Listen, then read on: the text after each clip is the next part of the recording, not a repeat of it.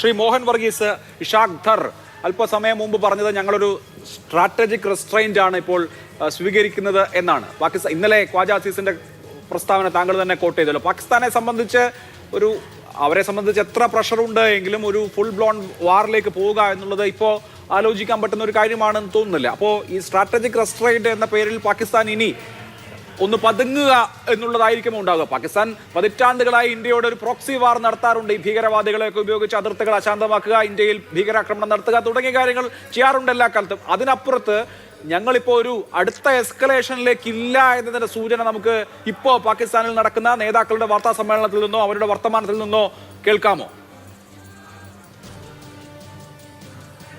ഒരിക്കലും അങ്ങനെ നമ്മൾ കാണാൻ പാടില്ല. കാരണം പാകിസ്ഥാൻ്റെ ഒരു ഭരണ നേതൃത്വത്തിൽ നിന്നും വരുന്ന മിക്ക കാര്യങ്ങളും ഭാരതത്തെ മാത്രമല്ല ലോകത്തെ മുഴുവൻ മിസ്ലീഡ് ചെയ്യുന്ന കാര്യങ്ങളാണ്.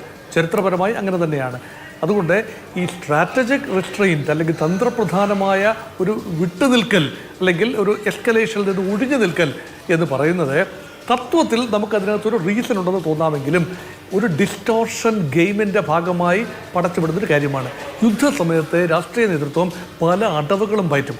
ഇന്ത്യയെ സംബന്ധിച്ചിടത്തോളം അങ്ങനെയല്ല. രാഷ്ട്രീയ നേതൃത്വമല്ല പ്രസ്താവനകൾ നടത്തുന്നത്. വ്യക്തമായി ഇന്ത്യ പ്രസ്താവനകൾ നടത്തുന്നത് ചെയ്തതിന് ശേഷം ഇന്നതാണ് ചെയ്തത് എന്ന് വ്യക്തമായി, അല്ല ഞങ്ങൾ ഇന്ന കേന്ദ്രങ്ങൾ ആക്രമിക്കാൻ പോകുന്നു, ആണവാക്രമണം നടത്താൻ പോകുന്നു, വിടുവാകളല്ല പറയുന്നത്.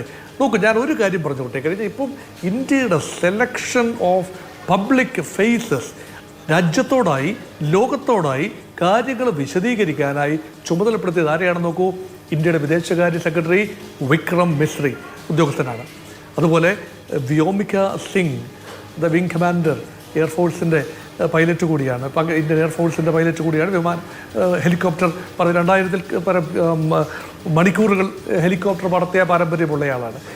അതുപോലെ കരസേനയുടെ ഭാഗത്തു നിന്ന് മറ്റൊരു വനിത സോഫിയ ഖുറേഷി.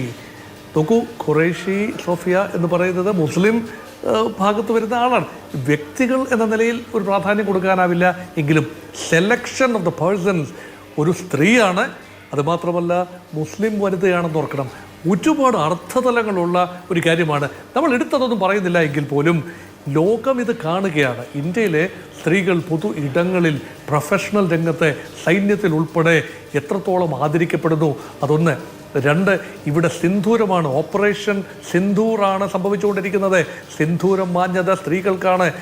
പുരുഷന്മാരാണ് ജീവൻ ബലി കൊടുത്തതെങ്കിൽ പോലും നഷ്ടം സ്ത്രീകൾക്കാണെന്ന് ഓർക്കണം. ഇവിടെ സ്ത്രീകളെ കൊണ്ട് തന്നെ ലോകത്തോടായി പറയിപ്പിക്കുന്നു. അപ്പോൾ എന്ത് ക്ലാരിറ്റിയോട് കൂടി തന്നെയാണ് ഇന്ത്യ പറയുന്നത്. അതേസമയം പാകിസ്ഥാൻ പറയുന്നത് മിസ് ഇൻഫർമേഷൻ ക്യാമ്പയിൻ്റെ ഭാഗമാണ് രാഷ്ട്രീയ നേതൃത്വത്തിൻ്റെ ഭാഗത്തു നിന്ന് വരുന്ന ഇപ്പം ഞങ്ങൾ തൽക്കാലം പിൻവലിയുന്നു.